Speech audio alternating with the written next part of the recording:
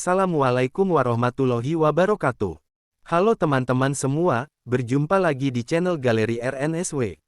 Di video kali ini, saya akan menceritakan tentang pengaruh agama Islam dalam bidang sosial budaya di Indonesia. Seperti apa ceritanya? Yuk, langsung saja kita simak videonya. Pengaruh agama Islam dalam bidang sosial budaya di Indonesia.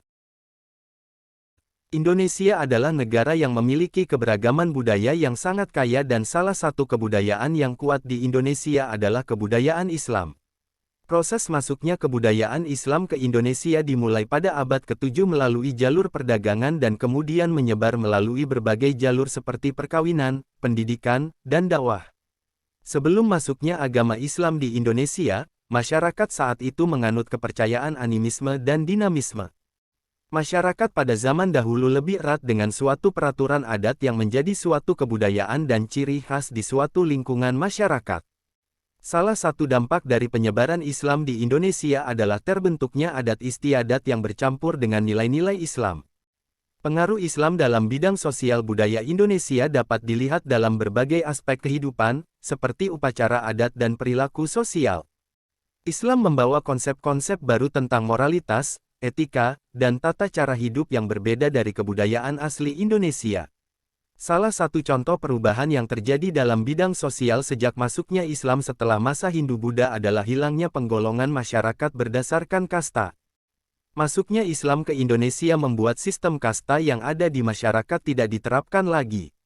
Dengan demikian, kebudayaan Islam telah menjadi bagian penting dari keberagaman budaya Indonesia dan telah memberikan kontribusi besar dalam membentuk identitas budaya masyarakat Indonesia. Ada beberapa hal yang sangat berpengaruh setelah masuknya agama Islam di Indonesia dalam bidang sosial budaya, yaitu: yang pertama, dihapusnya sistem kasta. Sebelum masuknya Islam ke Indonesia, pada saat itu masyarakat masih menganut kepercayaan Hindu dan Buddha. Kehidupan masyarakat pada masa itu memakai konsep Hindu-Buddha, seperti sistem kasta yang ada di masyarakat. Pada masa Hindu-Buddha, masyarakat Hindu terbagi dalam 4 golongan kasta. Keempat golongan kasta itu adalah kasta Brahmana, kasta Ksatria, kasta Waisya, dan kasta Sudra. Sedangkan orang yang tidak masuk dalam keempat golongan kasta itu adalah kelompok Paria. Setiap kasta memiliki kelas yang berbeda, seperti kasta Brahmana yang merupakan kasta tertinggi. Golongan yang dahulu merupakan pemuka agama, cendekiawan yang menguasai ajaran, pengetahuan, adat, adab hingga keagamaan. Kaum Brahmana memiliki tugas menjalankan upacara-upacara keagamaan. Sedangkan kasta Ksatria merupakan kasta yang terdiri dari bangsawan dan tokoh masyarakat yang bertugas sebagai penegak keadilan, pemimpin masyarakat, dan menjalankan pemerintahan. Golongan kasta Ksatria seperti raja, bangsawan, dan tentara. Untuk kasta Waisya, merupakan kasta dari golongan rakyat biasa, seperti petani, pedagang, pebisnis, atau pemilik tanah. Kaum Waisya adalah dahulu kala merupakan kelompok kasta yang aktif dalam bidang ekonomi dan bisnis. Adapun kasta Sudra, merupakan kasta yang memiliki jumlah terbesar dibanding kasta lainnya.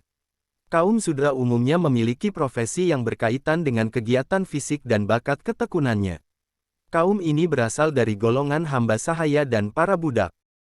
Masuknya Islam ke Indonesia terus berkembang dan memberikan pengaruh dalam kehidupan masyarakat. Setelah masuknya Islam ke Indonesia, kerajaan-kerajaan yang bercorak Hindu-Buddha pelan-pelan mulai mengalami kemunduran dan runtuh. Setelah kerajaan-kerajaan tersebut runtuh, muncul kerajaan-kerajaan baru yang bercorak Islam. Adanya kerajaan Islam ini, sistem kasta yang sebelumnya dipakai oleh masyarakat pada masa Hindu-Buddha mulai menghilang, dan banyak masyarakat mulai ikut belajar tentang agama Islam. Masuknya Islam memberikan identitas baru bagi kehidupan masyarakat pada masa itu.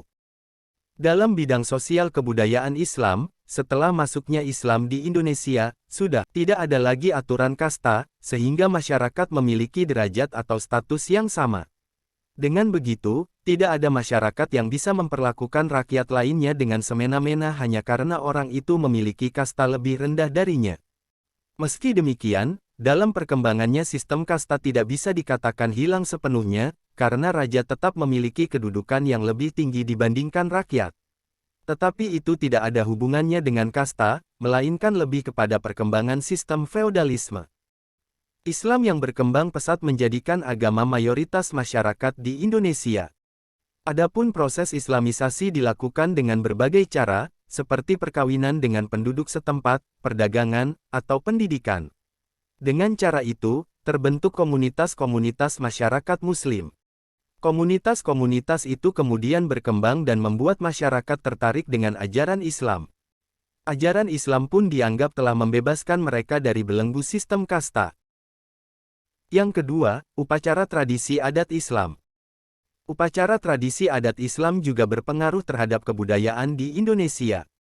Hal ini terjadi karena peran salah satu wali Songo, yaitu Sunan Kalijaga yang menyebarkan agama Islam menggunakan tradisi wayang kulit.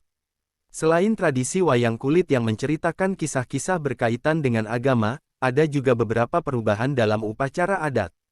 Seperti di Sumatera Barat, mulai banyak upacara adat yang boleh dilakukan bila sesuai dengan nilai-nilai yang ditetapkan Islam.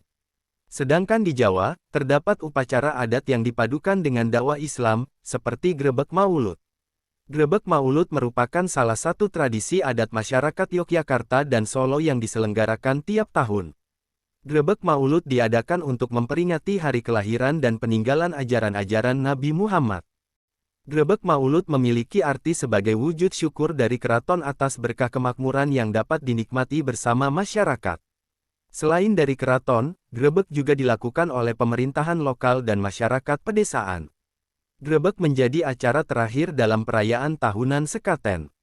Sebelum acara Grebeg Maulud, terdapat upacara sekaten yang merupakan upacara keagamaan yang diadakan di Keraton Yogyakarta dan Keraton Surakarta untuk memperingati kelahiran Nabi Muhammad, yang diselenggarakan selama 7 hari sebelum peringatan Maulid Nabi Muhammad. Kata sekaten berasal dari bahasa Arab yaitu, syahadatain. Di Jawa, Grebeg Maulud adalah salah satu dari 3 grebeg yang rutin digelar. 2 grebeg lainnya yaitu Grebeg Syawal dan Grebeg Besar. Tradisi Grebeg Maulud ini kemudian ditutup dengan pengarakan gunungan dari keraton ke halaman Masjid Agung. Gunungan ini tersusun dari hasil bumi yang dirangkai pada kerangka yang dibentuk menggunung dan kemudian dibawa berkeliling keraton. Setelah berkeliling, masyarakat akan berebut isi dari gunungan tersebut. Tujuan lain dari penyelenggaraan upacara ini adalah untuk sarana penyebaran agama Islam dan sebagai ucapan syukur terhadap kemakmuran yang diberikan kepada masyarakat. Tradisi Grebeg Maulud ini selain di Yogyakarta dan Solo, juga biasa diselenggarakan di Kota Demak dan Cirebon.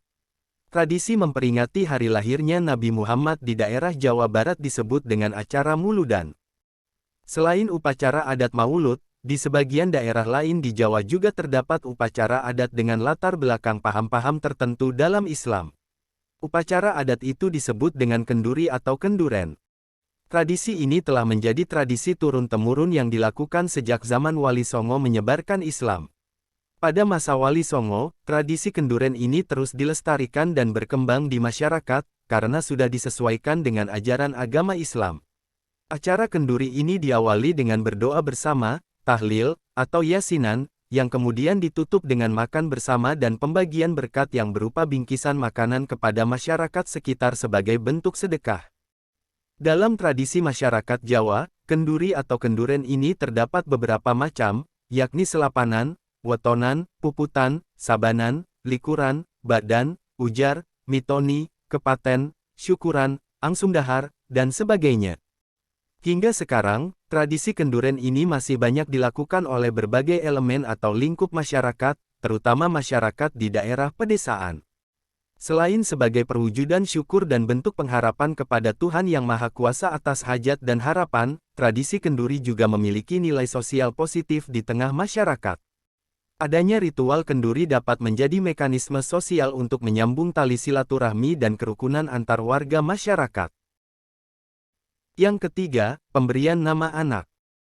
Pengaruh yang terjadi setelah masuknya Islam adalah pemberian nama pada bayi yang baru lahir. Bayi yang baru lahir dianjurkan untuk diberi nama pada hari ke-7 kelahirannya. Kelahiran bayi dalam keluarga biasanya menjadi kebahagiaan tersendiri. Bahkan, beberapa pasangan suami istri telah jauh-jauh hari menyiapkan nama untuk anaknya. Rasulullah telah menganjurkan kepada orang tua untuk memberikan nama yang baik kepada bayinya. Pemberian nama yang baik menjadi hak anak terhadap orang tuanya sekaligus kewajiban orang tua kepada anaknya. Nabi Muhammad juga telah memerintahkan untuk memilih nama yang baik dan indah. Tak hanya memberi nama yang baik, tetapi juga disarankan untuk memberi nama bayi dengan nama-nama yang dicintai Allah. Ada banyak nama Arab yang berkembang dan populer hingga saat ini. Nama-nama seperti Muhammad, Abdullah, Ali, Ibrahim, Hamzah, Hasan, dan lain sebagainya mulai banyak digunakan. Memberi nama bayi dengan nama yang baik dapat menjadi doa dan pengharapan orang tua supaya bayi tersebut dapat tumbuh menjadi anak yang baik dan juga kelak dapat menjadi suri tauladan seperti para tokoh agama, serta dapat menjadi anak yang berguna bagi agamanya. Selain nama, ada banyak kosakata Arab yang mulai digunakan dalam kehidupan sehari-hari, seperti rahmat, berkah, rezeki, sejarah, hikayat, majelis, dan lain sebagainya. Yang keempat, pakaian Muslim. Islam juga mempengaruhi cara orang Indonesia berpakaian, terutama bagi kaum wanita. Baju muslimah yang terdiri dari rok panjang dan kerudung merupakan salah satu contoh pengaruh Islam dalam budaya Indonesia. Pada abad ke-19 atau masa Wali Songo menyebarkan Islam, wanita-wanita penganut Islam di Indonesia belum menutup kepalanya atau berjilbab, meskipun sudah sejak lama diketahui bahwa wanita Muslim berkewajiban menutup kepalanya. Berbagai gerakan di Nusantara memperjuangkan penggunaan jilbab di masyarakat, seperti gerakan Paderi di Minangkabau, serta ormas-ormas Islam lainnya. Meski gerakan ini digalakkan, nyatanya tidak secara langsung meminta para wanita untuk langsung menutup kepalanya seperti model hijab yang dikenal saat ini. Sejak dulu, para wanita hanya menggunakan kain panjang tipis yang dikaitkan di bagian kepala dengan rambut dan leher yang masih kelihatan serta menggunakan pakaian khas daerah seperti kebaya kutu baru. Sebelum kemerdekaan dan masa Orde Lama, penggunaan kerudung menjadi polemik di media massa. Sementara penggunaan kerudung di Orde Lama mendapat pertentangan keras dari penguasa pada saat itu. Sebab apabila siswi SMP atau SMA ataupun pegawai negeri yang menggunakan jilbab dianggap telah melanggar aturan, sehingga praktis pada masa ini kerudung mayoritas digunakan oleh santriwati, kelompok usroh dan tarbiyah. Kebaya sendiri merupakan pakaian sederhana dengan potongan lurus, melebar, dan longgar. Model kerudung pun tidak mengalami perkembangan, masih mirip gaya santriwati berkerudung. Pada tahun 1990, memang model baju Muslim terbilang cukup berkembang dengan baik. Hal ini dibuktikan dengan munculnya beberapa merek busana Muslim yang menawarkan berbagai desain pakaian untuk memenuhi permintaan masyarakat. Karena pada saat itu, penggunaan kerudung tidak terbatas hanya untuk santriwati atau acara tertentu seperti pengajian. Karena politisi, pengusaha, artis, karyawan swasta, pegawai negeri, dan kaum profesional lainnya sudah menggunakan kerudung pada berbagai kesempatan. Oke teman-teman, itu tadi cerita pengaruh agama Islam dalam bidang sosial budaya di Indonesia. Semoga bisa menambah wawasan teman-teman semua ya. Terima kasih telah menonton video ini. Jika video ini bermanfaat, teman-teman bisa like dan subscribe channel ini.